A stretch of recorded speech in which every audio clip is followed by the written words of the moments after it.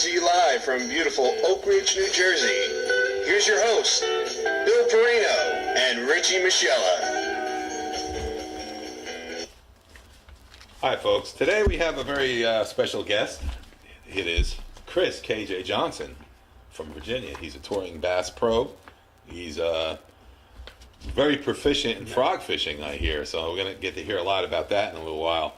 But I met Kris through Facebook, and we've been talking, and anybody I can talk about fishing with, I mean, we had a great time on the phone talking, and Kris is with the Bass Weekend Series Maryland Division, ABA Fishing Tour at Maryland Division, Everstart Series in the Potomac, and the Fishes of Men. Kris's favorite body of water, I understand, is the Potomac. So, Kris, good morning. How are you, sir? Doing great. It's a pleasure to be working with you all this morning. It's been a great ride, and doing this thing, tournament fishing since '07, and when I was younger, I seen, a lot of these guys, these pretty boots and everything. I was a teenager, and it's like, man, one day I want to get a ride one of these and be able to learn the rhythm, and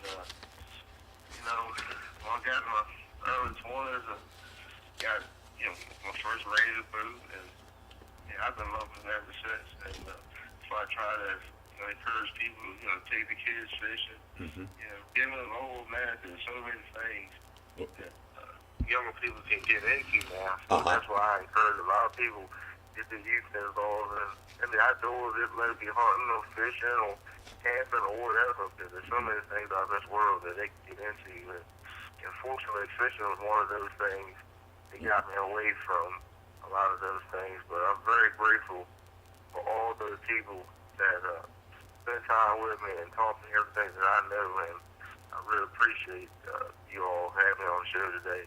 Oh, it's our pleasure. Yeah, it's an honor to have you on. Yeah, let me ask you real quick, Kris. I mean, I remember my dad brought me fishing for the first time. I don't remember how old I was. He'd throw us in the car, bring us down to Garfield. We have a little pond there, and we used to get dough from the bakery, and we used to do carp fishing. That was the first fish I ever caught was a carp, and I loved it. Right from the get-go. When was your first fish? How'd that happen? I remember my dad that took me to one of those things that you kind of come back and revisit the situation. But I remember when I was about 8 years old, my dad took me to the smallest state park. It was one of the biggest parks right down on the Potomac River at the Maryland side, where they have a lot of bass tournaments now. I remember sitting on those bulkheads, those rocks, and first fish I caught was like a 5-6 pound, sound catfish. I mean, I thought that was the best stuff in the world to me. Oh, that's great. A huge catfish like that for your first fish, man. That definitely got you hooked, right? Oh, yeah, and, that's why I try to encourage people to take kids fishing, I mean, I'll tell you, there's so many, we're very blessed that we can get up every single morning. We can get in our, boats and get in our trucks and just go whenever we want. And there's a lot of, soldiers out here, a lot of Marine Corps guys, a lot of armed forces guys that can't do that because they made the ultimate sacrifice, and some of them are, hurt, and then, they can't do what they used to do. So, I mean, anytime, we can take some of these guys and gals out fishing, we need to go ahead and do that because, they paid the price for us, and I'm very thankful for those that have done that. So true. And Kris, while you're talking about that, I have to mention real quick that there is a great organization out there now that I just have been exposed to. I mean, Richie, it's called Heroes on the Water. It's a nationwide organization that takes wounded combat veterans on kayak fishing excursions, and that's a great thing to have for them, right? Oh yeah, it's almost. I mean, it's a great thing to have, and that's what I'm saying. Just we're very fortunate. That's I can go ahead and we can catch 4 fish all day. We can catch 2 or 3 fish all day long. Just kind of talking to these guys, getting to know these guys, and getting to, see the things that they've done and the things they've experienced. It's like, wow, I never served in the military, and I was kind of out there in the world, so to speak, at that time, and I had no idea what I wanted to do in my life. I mean, I was just kind of out there. I was full teenager and everything, and Uh-huh. living the party life and all. And it was until I was hitting a car accident. I hit a tractor trailer head on, and that's what kind of changed my life and made me think, hey, this thing is not about Kris. This thing is about the ones up above, and Definitely true.